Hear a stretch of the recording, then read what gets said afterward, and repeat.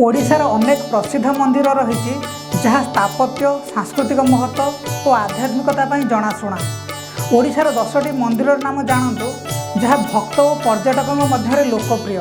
पुरी रे श्री जगन्नाथ मंदिर ओडिशार सबुठारु प्रसिद्ध मंदिर जहाँ भगवान जगन्नाथ बलभद्र और सुभद्रा को समर्पित। यह चारिधाम मध्य गोटे एवं रथयात्रा विश्व विख्यात। भुवनेश्वर लिंगराज मंदिर भगवान शिव को समर्पित। यही मंदिर 1100 शताब्दी निर्मित।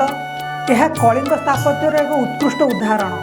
कोणार्कर सूर्य मंदिर 1300 शताब्दी निर्मित। यही मंदिर सूर्य देवता को समर्पित। यूनेस्को विश्व ऐतिह्य स्थल भाव स्वीकृत। यह रथ आकार डिजाइन करा जाइछे। भुवनेश्वर मुक्तेश्वर मंदिर 10म शताब्दी निर्मित। यही छोट मंदिर शिव को समर्पित। यार सूक्ष्म खोदन कार्य प्रसिद्ध।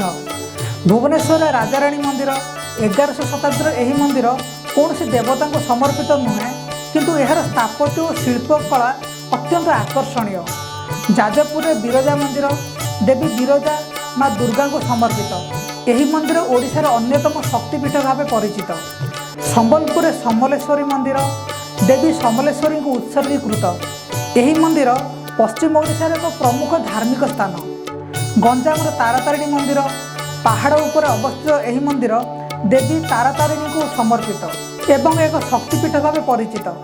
भद्रक आरडीर बाबा आखंडलमणि मंदिर 18th शताब्दी निर्मित। यही मंदिर ओडिशार पुरातन मंदिर मानक मध्यरु गोटिए शिव को समर्पित। रेमुणार क्षीरचोरा गोपीनाथ मंदिर भगवान कृष्ण को समर्पित। यही मंदिर तार सुस्वादु क्षीर प्रसाद विख्यात। यही मंदिर गुड़िक ओडिशार धार्मिक ऐतिहासिक और सांस्कृतिक ऐतिह्यर प्रतीक।